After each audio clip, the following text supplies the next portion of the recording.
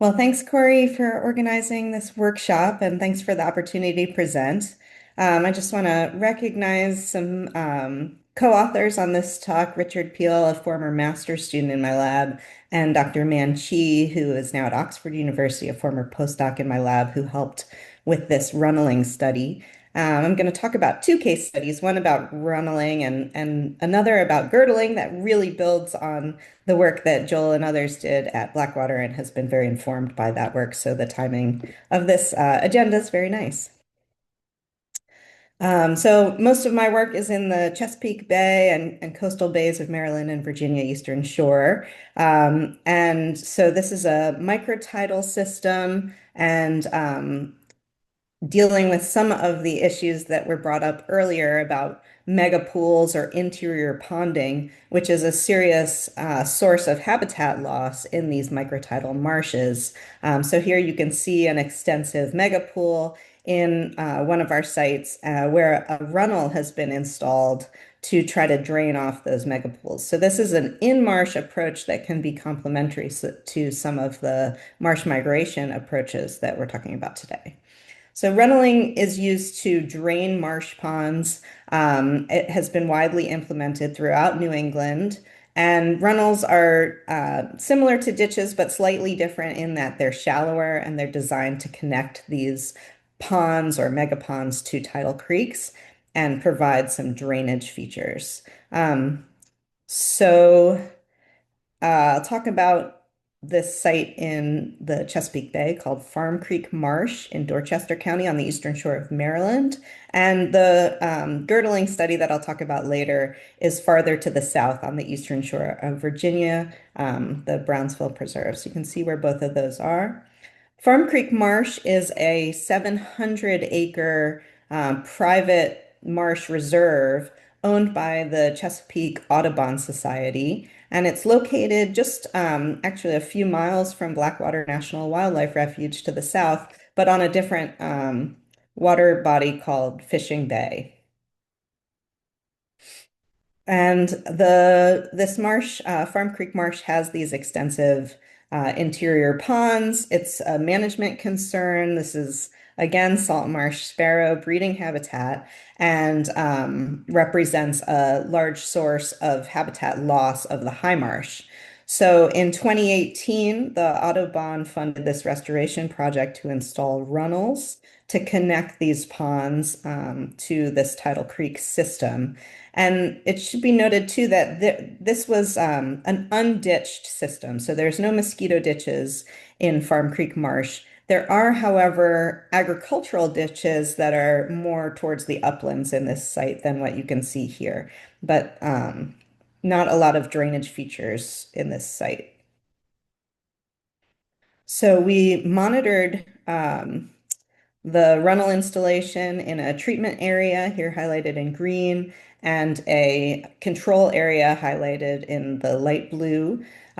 We did on-the-ground monitoring for 3 years following the runnel installation and then continued monitoring through image analysis and image analysis and vegetation classification.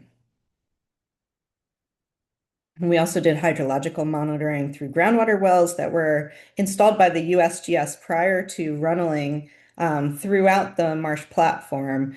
And so what we looked at, you can't really control the flood regime in any given year. So in this groundwater level data, we looked at the events of before the runnels were installed and afterwards and calculated this drainage rate as centimeters of water level decline per day following specific flood events to be able to compare before and after runnels were installed.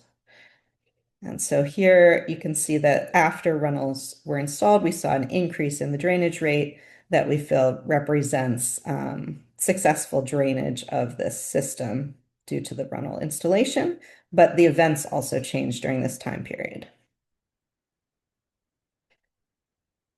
In our vegetation data, we used NAPE data, which has a 1 meter resolution, and did a supervised classification from the closest data point in time before the runnels were installed, which was 2017.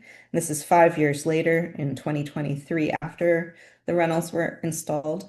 And you can see, I'll just note, obviously it's a complex mosaic in these brackish marshes of different vegetation. But in dark blue here, you can see the open water features. So on the left-hand side, this extensive mega pool, and you can see on the right-hand side, a lot of vegetation has started to encroach on that mega pool. And if we look at the change data on the left-hand side here, you have the treatment area, and on the right-hand side, the control area where no runnels were installed. I'll just highlight that between 2017 and 2023, we saw a decrease in the open water in the treatment area and an increase in the Peyton's disticus cover.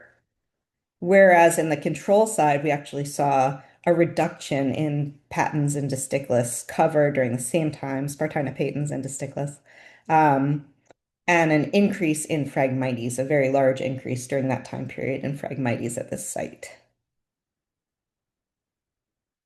Which sort of brings me to just a note about Phragmites. Phragmites is an issue at this site and at many of our transgressing marsh systems. But we also have other areas at Farm Creek Marsh that where Phragmites is naturally absent, not because it's been controlled, but where we see marsh migration of Spartina patens. So on the right-hand side, just a photo of one of these areas right at the edge of the forest where Spartina patens is making like, these very lush, productive meadows.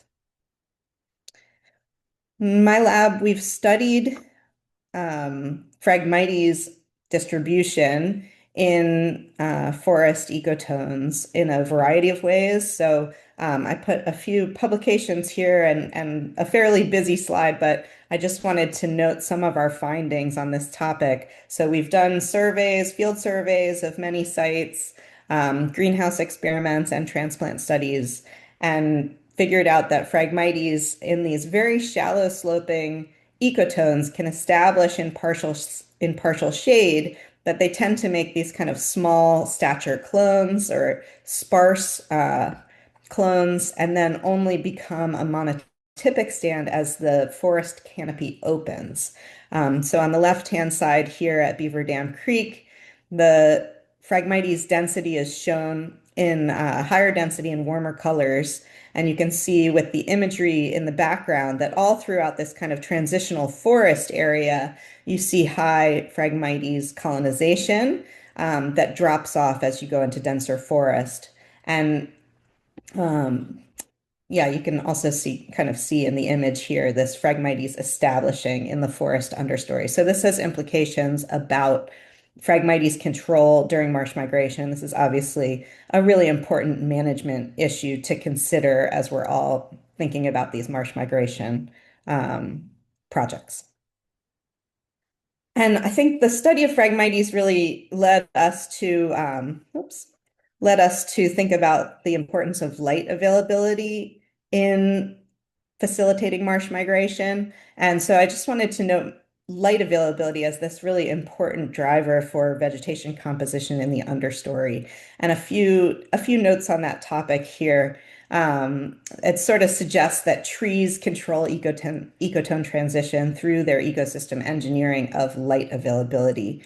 And so on the left-hand side, a study by Matt Kerwin's group and Amy Langston that I had the privilege to be involved in, looking at the transition between tree canopy dominance and salt marsh understory dominance. And what you can see is for these three sites here, at about 50% tree canopy cover, there's a rapid rise in salt marsh understory cover. And so it's a really narrow area of salinity where that occurs, that transition occurs. The canopy opens and the vegetation thrives in the understory. Similarly, looking at Spartina patens on the right-hand side, here we've done transplant studies and also greenhouse and mesocosm studies led by a former PhD student, Ezra Kotler, where we found Spartina patens doesn't flower at all in the shade, but in a light environment is much more productive and able to flower. And so we can see that, it's it's kind of in a holding pattern in the understory until light availability allows productivity of that plant. So, in an experimental test of this hypothesis about light availability, we're doing a forest disturbance experiment, girdling trees, similar to what was done at Blackwater, but sort of building on that effort with a different, slightly different design where we're using 20 by 20 meter plots in the forest that span a salinity gradient, and we have a control plot and a disturbed plot that are in pairs across this shallow gradient from the upland to the tidal marsh at Brownsville Preserve in the Eastern Shore of Virginia to investigate where along that gradient we see forest regeneration. So this is not a study that's designed to facilitate marsh migration per se, but rather to understand at what point along these gradients we see forest regeneration versus transition from the ecosystem to marsh. So we implemented this girdling in November 2024. The trees are still dying in the girdled plots. And I just wanted to mention to you this experiment, this large scale experiment we're doing so that you can keep an eye out for the forthcoming results in future years. So with that, I'll conclude with a few thoughts that runneling is not necessarily a panacea. It might not work everywhere, but it did reduce megapool area and increase high marsh grass cover at this site, and there's been good success with this approach in New England as well.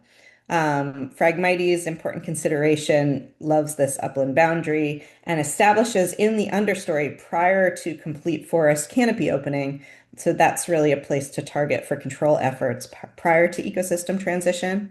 And then lastly, to think about light availability in the understory as an important abiotic change during forest dieback. It's not the only important environmental shift in this system. So obviously slope and inundation and salinity are also important abiotics to consider, but light availability is another. And understanding these conditions might help us understand what conditions will promote forest regeneration versus marsh migration. I'll stop there.